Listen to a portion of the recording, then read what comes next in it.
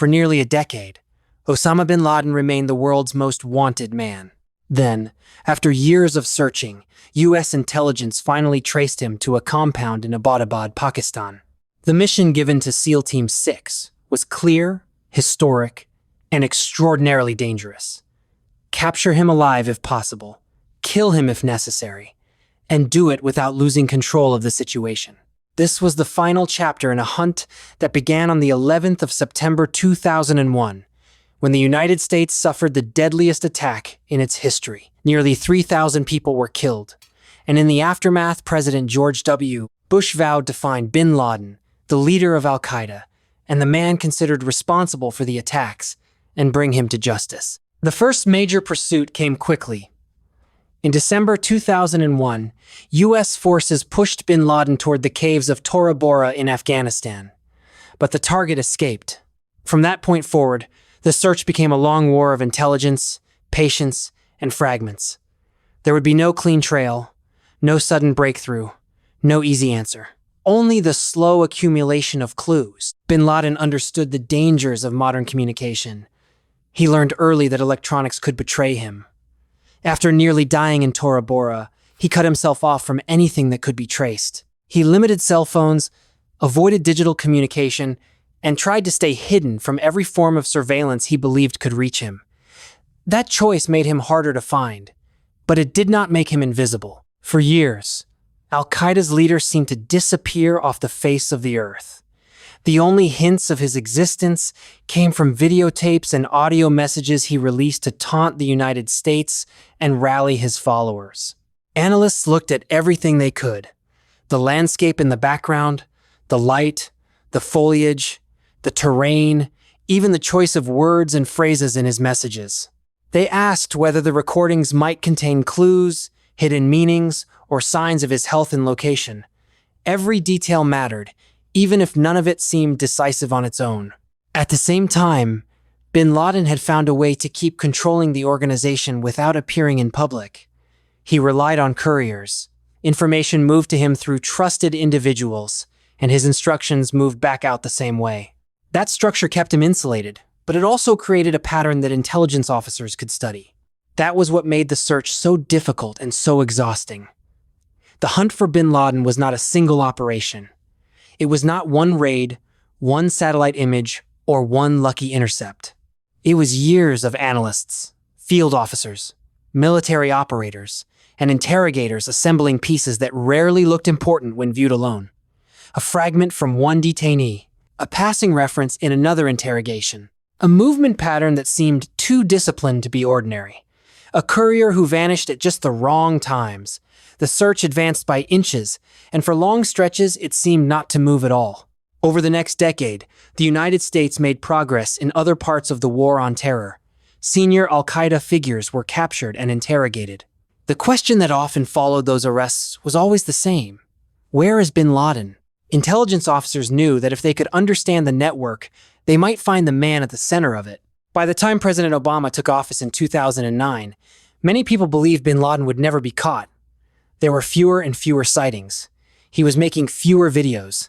But every time he did appear, analysts paid attention. Within the CIA, some officers continued to look for new clues in detainee reporting, communications patterns, and movement across the network. The logic was simple: if bin Laden was hiding, someone had to be helping him. The breakthrough came through one of those helpers. Detainees and intelligence reports led investigators to a trusted courier known as al-Kuwaiti, the man from Kuwait. Digging deeper, they identified him as Saeed Ahmed. If they could find him, they reasoned, they might find bin Laden. Intercepts and field tracking showed that al-Kuwaiti continued to move between the Gulf and Pakistan and remained connected to the highest ranks of al-Qaeda. Then officers noticed something unusual. He would turn off his cell phone and disappear from the map for stretches of time. That kind of behavior looked deliberate, the sort of precaution a man carrying messages for one of the world's most hunted terrorists might take. So they followed him. The courier's car eventually led them to a residential compound on the outskirts of Abbottabad, a Pakistani army town roughly an hour and a half from Islamabad. Abbottabad was a garrison town, home to one of Pakistan's top military academies, and filled with military, intelligence, and security personnel. In other words, it was exactly the kind of place where someone trying to hide might believe he would go unnoticed. The CIA began watching the compound. At first, surveillance showed that al-Kuwaiti lived there with his brother and their families. But something else stood out. The compound was enclosed by unusually high walls. It was cut off from ordinary contact with the outside world. There were no phone lines, no obvious hard connections, only electricity wires and a satellite dish. People came and went, but not in ways that looked normal. Neighbors said the residents kept to themselves. They burned trash. They accepted visitors occasionally. And behind the walls, there seemed to be someone important. The place looked wrong. Not dramatic, not cinematic. Just wrong in a way trained observers recognize. It was too isolated for a family compound and too guarded for an ordinary residence. The trash burning mattered because it kept paper, packaging, and records out of public view. The lack of visible communications mattered because anyone important enough to be hiding there would avoid normal infrastructure. The neighborhood itself mattered because Abbottabad was not a lawless frontier town. It was a military environment. That raised an even more dangerous question. If bin Laden really was there, how had he remained hidden so close to Pakistan's security institutions? That is when analysts began referring to a figure they occasionally saw walking in the courtyard as the pacer. He was tall. Bin Laden was known to be tall. The resemblance was tantalizing, but still not enough. Everyone understood the risk. If they were wrong, a manned mission into Pakistan could trigger a diplomatic disaster. It could lead to a firefight. It could expose the operation before it even began. But if they were right, the United States might have found the man it had been chasing for almost a decade. The analysts were careful not to confuse suspicion with proof. The case was strong, but it was still circumstantial. No photograph gave them a clean face. No intercepted phone call announced his identity. No human source walked into headquarters and said, "He is there." What they had was a stack of behaviors that, taken together, pointed towards someone very senior, very protected, and very afraid of being seen. In the world of intelligence, that can be enough to justify action, but it can also be enough to start a war if the judgment is wrong. In Washington, the case was strong enough to brief the president. Obama's top counterterrorism and intelligence officials told him they believed they had located bin Laden, though they could not be absolutely certain. It was the best lead they had had in years, but it was still a lead, not proof. The next question was no longer where bin Laden might be. The question was what to do about it. The president and his advisors began weighing the options. They could bomb the compound with a B-2, they could carry out a drone strike, or they could send in a commando team. Each option had consequences. A bombing campaign might destroy the target and everyone in the compound, but it would never confirm whether bin Laden had been there. A drone strike would be more surgical, but still could not guarantee identification. A ground raid would provide eyes on the target, but it would also mean sending American troops into Pakistan without permission, under the threat of a disaster that could unfold in seconds. The argument inside the White House was not abstract. A bombing campaign promised overwhelming force, but it risked turning the entire site into rubble. That meant the United States might kill everyone inside and still be unable to prove bin Laden had been there. A drone strike looked cleaner on paper, but it carried the same strategic weakness. It could kill the target, or miss him, or kill civilians, and still leave Washington without certainty. The ground raid was the most dangerous option for the men carrying it out, but it was also the only one that could produce a body, documents, DNA, computers, and direct confirmation. Inside the White House, the meetings were so secret they did not appear on the official calendars. The room was small, the stakes enormous. Everyone understood the nightmare scenario. If bin Laden was inside, he might escape before the operation could be launched. There might be tunnels or hidden routes. There might be an alarm. There might be a total failure of the plan. CIA Director Leon Panetta wanted to move forward. He brought in Vice Admiral William McRaven, commander of U.S. Special Operations, and a man widely respected for his calm thinking and operational experience. McRaven oversaw JSOC, the Joint Special Operations Command. He was exactly the kind of person who could turn intelligence into action. McRaven reviewed the material from the ground, the satellite imagery, and the intercepts. He considered the risks and presented the options to the president. A bombing campaign was powerful, but imprecise. A drone strike was surgical, but still uncertain. That left the only option that could confirm the target in person: a commando raid. That mission would fall to SEAL Team 6. The unit was officially known inside the Navy as DevGRU, the Naval Special Warfare Development Group. It was a small, highly trained force supported by a much larger network of intelligence officers, dog handlers, helicopter crews, boat teams, and logistics personnel. The public knew very little about them, and that was the point. They were built for missions that required secrecy, speed, and the ability to adapt when everything went wrong. Only a narrow slice of the military world was even considered for a mission like this. The operators selected for SEAL Team 6 had already spent years proving themselves in other units before they were allowed to try out for DevGRU. Even then, selection was only the beginning. The unit existed to do what other units could not do quickly enough, quietly enough, or reliably enough. It was the National 911 Team for operations no president could afford to get wrong. McRaven knew he could rely on them. He had once commanded the unit himself and helped shape it into one of the world's most effective counterterrorism teams.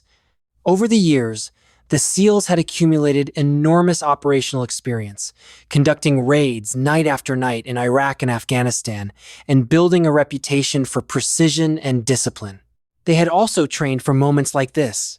A small team created a full model of the Abbottabad compound and rehearsed every likely approach. They studied how to enter, how to split into teams, how to clear the buildings, and how to respond if the compound turned out to be a trap. They trained for barricaded doors, hidden weapons, civilian presence, and the possibility of catastrophic failure. They knew that plans rarely survived first contact, so they practiced the moments after the plan broke. They rehearsed the approach again and again, because the layout of the compound was only partially known. The walls were real.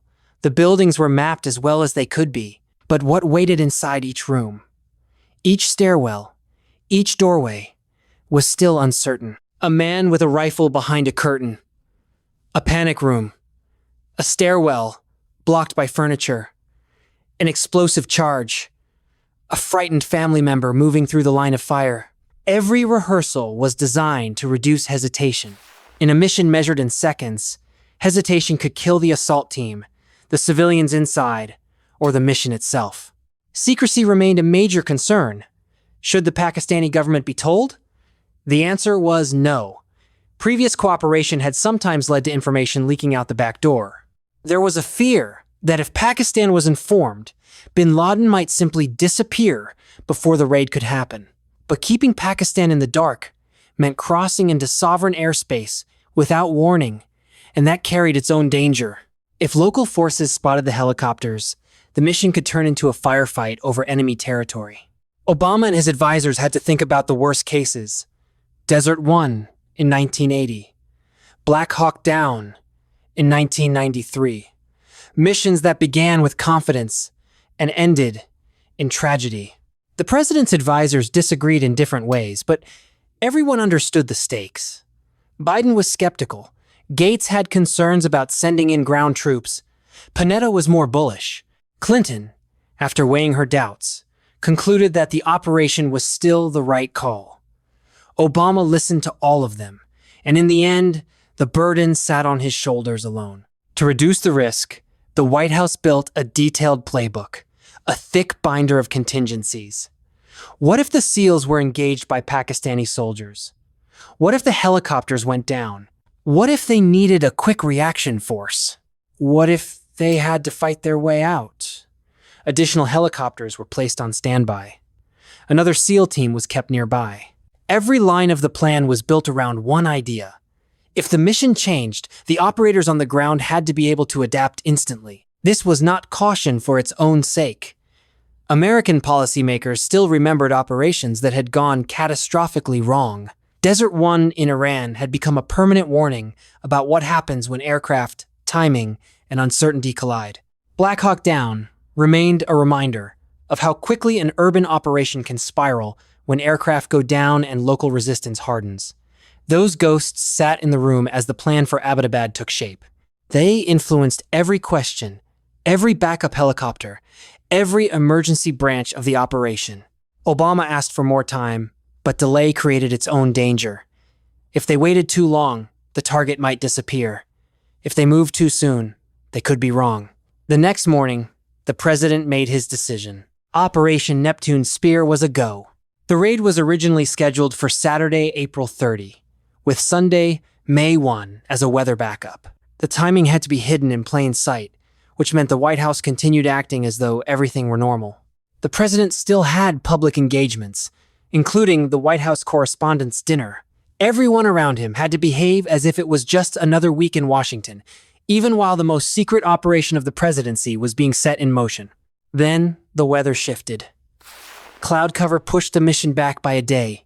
Late at night in Jalalabad, Afghanistan, under a moonless sky, 2 Black Hawk helicopters lifted off from a U.S. base. Each carried 12 members of SEAL Team 6. Along with them were a translator, a dog named Cairo, and the equipment needed for a mission that would depend on surprise, speed, and precision. The helicopters were specially modified to be harder to detect.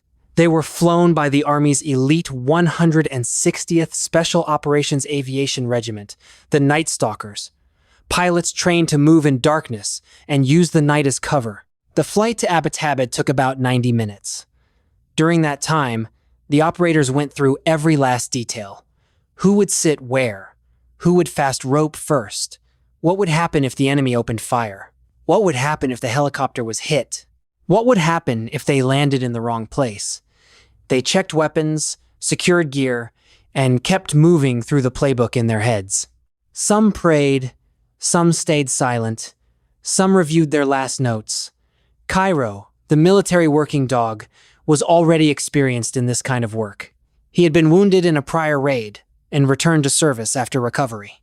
Everyone on the aircraft knew they were about to cross into Pakistan on one of the most consequential missions in modern special operations history.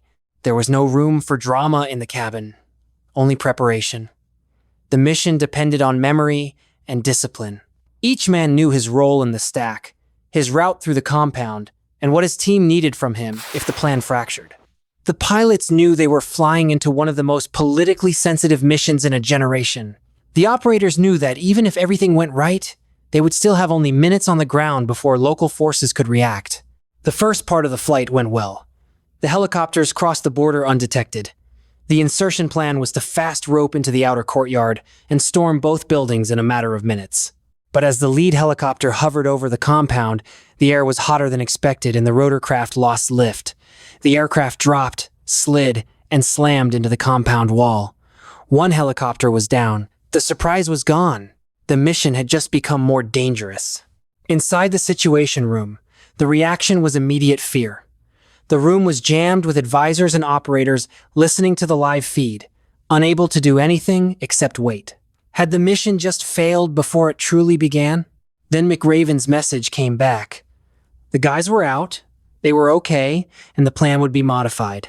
That was the turning point. The team on the ground did exactly what elite units are trained to do. They adapted. The pilot buried the classified helicopter in the ground to keep its technology from falling into enemy hands. The SEALs shifted to Plan B, securing their head count and moving toward the compound on foot. The noise of the crash had already woken the town. Surprise was gone. Every second mattered. That was the moment the training proved its value. The raid no longer resembled the clean rehearsal. The insertion had failed in the opening seconds, and the operators were now moving in a live environment under the threat of local response. But the mission did not collapse. The team absorbed the shock, reorganized, and continued. That is the difference between a plan and a unit built to survive the end of the plan. They breached the courtyard and moved inside. There were children moving through the compound, trying to get out of the way. The SEALs still did not know exactly how many people were inside or who might be armed. They moved methodically, clearing doorways, stairwells, and dangerous choke points. When they encountered resistance, they engaged. When pathways were blocked, they forced their way through. Inside the compound, they found a series of barricades and a layout that demanded disciplined movement. The pressure inside the house was not only tactical, it was moral and strategic. The operators had to move quickly enough to survive, but carefully enough to distinguish between armed threats and family members caught inside the target building. They could not afford confusion, but they also could not afford reckless fire. This was one of the reasons the raid option had been chosen in the first place. It allowed human judgment where a bomb or missile never could. From Langley, CIA Director Leon Panetta listened as shots were reported. For a while, there was only silence, and nobody knew exactly what was happening. Then the SEALs reached the main building. They encountered a young man who matched the description of Bin Laden's son. They moved upstairs. At the top floor, Osama Bin Laden appeared in the doorway. The operational code word went out. Geronimo. The target had been found. The SEALs fired, and Bin Laden was killed. In the Situation Room, the news was received in fragments, with the most important confirmation coming only after a tense pause. Then the message arrived back. IKEA. Enemy killed in action. The mission was still not over. The team had to confirm the body, collect DNA, photograph the face, and gather everything that could help identify Bin Laden with certainty. They assumed the widows might be wearing suicide vests and moved carefully around them. One woman had been wounded in the confusion. The team collected samples and sent photographic evidence to CIA analysts waiting for confirmation back in the United States. The detail work after the shooting was just as important as the assault itself. A mission of this scale could not end with a verbal report that they thought they had the target. The United States needed confirmation. Facial structure, height, body measurements, DNA, photographs, and witness reporting all had to align. Only then could the White House tell the world that the man it had hunted for nearly 10 years was actually dead. At the same time, they began the most sensitive part of the operation, searching the compound itself. Bin Laden had been running Al-Qaeda from inside those walls. Computers, phones, handwritten notes, and documents could reveal how he had lived there for years and might point to other parts of the network still operating beyond the raid. This was one of the least visible but most valuable parts of the mission. Killing Bin Laden ended one hunt. Exploiting the compound could begin the next phase of the war. Hard drives, handwritten notes, digital media, and contact information could reveal the structure of surviving cells, future plans, or hidden relationships inside the wider network. That meant every minute spent searching increased the intelligence payoff, but also increased the physical danger to the men still on the ground. Every minute on the ground increased the danger. A second helicopter moved in to help with extraction. Before leaving, the SEALs destroyed the crashed aircraft, so its classified technology could not be recovered by anyone else. Then, in the early morning hours, the teams returned to Jalalabad. Bin Laden was identified with near total certainty. Hours later, his body would be taken aboard the USS Carl Vinson and buried at sea. The White House was preparing to tell the world what had happened. Back in Washington, the emotional arc was different but just as intense. The people in the Situation Room had spent much of the raid in silence, listening in fragments, and trying to understand events that were arriving out of sequence. A helicopter crash, a reorganization, movement inside the house, shots, silence, then the words they had been waiting for. For a few tense minutes, history existed only as broken radio traffic and controlled expressions around a conference table. And then the announcement came. Good evening. Tonight, I can report to the American people and to the world that the United States has conducted an operation that killed Osama bin Laden, the leader of Al-Qaeda, and a terrorist responsible for the murder of thousands of innocent men, women, and children. For the operators who carried out the raid, there was no celebration in the field, only the knowledge that the mission had been completed. When the SEALs were later congratulated by the president, they answered simply, "We all did, sir." A few days later, they presented Obama with a flag bearing the inscription, Operation Neptune Spear, May 1st, 2011. For God and country, Geronimo.